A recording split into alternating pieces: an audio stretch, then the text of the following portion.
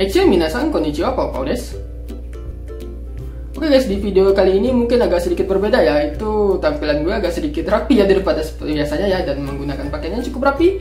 Dan di belakang ini agak sedikit berantakan karena gue itu habis ngambil foto ya untuk ujian JLPT tahun ini. Karena ujian JLPT tahun ini itu diadakan bulan 7 tanggal 4. Kalau untuk di Jepang itu di seluruh Jepang ya. Kalau di Indonesia itu ada daerah-daerah tertentu yang ditunjuk khusus untuk diadakannya ujian JLPT. Jadi buat teman-teman yang ingin ikut ujian JLPT mending daftar, karena kesempatannya itu sangat kemungkinan tahun besok belum ada ya, belum tentu ada ya karena corona ini ya, karena tahun kemarin itu ujian JLPT tahun kemarin itu di Indonesia sempat dibatalkan ya karena corona. Jadi mungkin karena sekarang dikasih kesempatan untuk ikut ujian JLPT, sebaiknya teman-teman ikut ujian JLPT saja.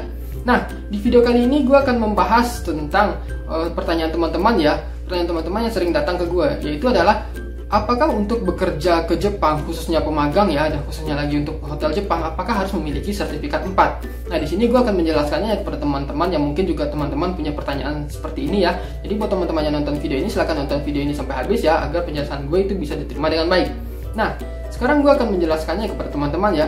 Untuk ke Jepang, khususnya pemagang ya teman-teman, itu memang tidak diharuskan untuk memiliki sertifikat level 4. Tapi saat teman-teman pergi ke Jepang, itu sebaiknya kemampuan bahasa teman-teman itu minimal setara dengan 4, atau minimal hampir-hampir menuju level 4 begitu. Supaya nanti teman-teman saat di Jepang itu tidak kesulitan ya, karena teman-teman sudah menguasai basic bahasa Jepang. Jadi minimal dasar-dasar bahasa Jepang itu teman-teman sudah tahu, dan teman-teman itu akan mudah ya saat teman-teman mampu berbahasa Jepang ya, walaupun hanya basic. Sehingga apa perintah instruksi yang diberikan oleh atasan teman-teman atau rekan pekerja teman-teman itu teman-teman bisa paham. Maka dari itu gue sarankan sebelum teman-teman pergi ke Jepang, minimal teman-teman hampir setara deh untuk level 4. Nah, bagaimana untuk yang bekerja di hotel Jepang?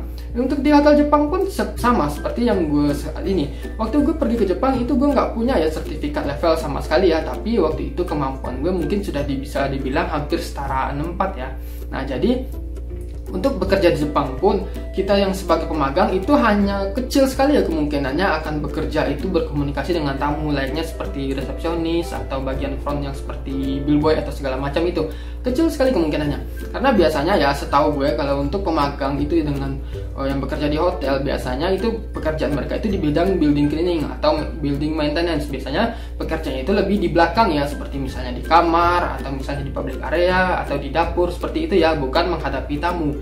Dan jadi kemampuan bahasa teman-teman itu memang sebaiknya setara level 4, walaupun teman-teman mungkin tidak begitu banyak berkomunikasi ya saat bekerja ya.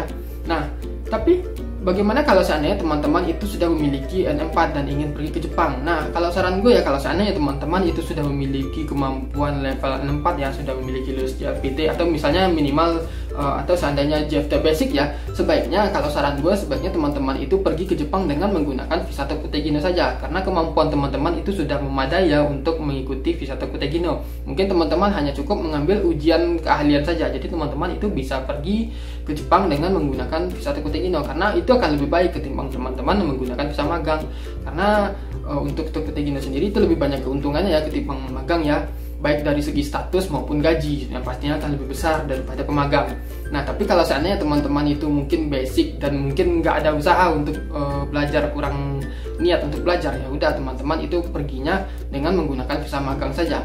Tapi kalau saran gue mungkin teman-teman sebaiknya akan sedikit mendorong diri teman-teman ya untuk ingin lebih belajar, untuk mengejar level 4 atau minimal atau seandainya JFT basic. Jadi teman-teman itu bisa pergi ke Jepang itu dengan menggunakan sertifikat maksud gue visa Tokutegino. Karena kalau seandainya teman-teman ke Tokutegino itu bagus sekali karena banyak sekali ya keuntungannya.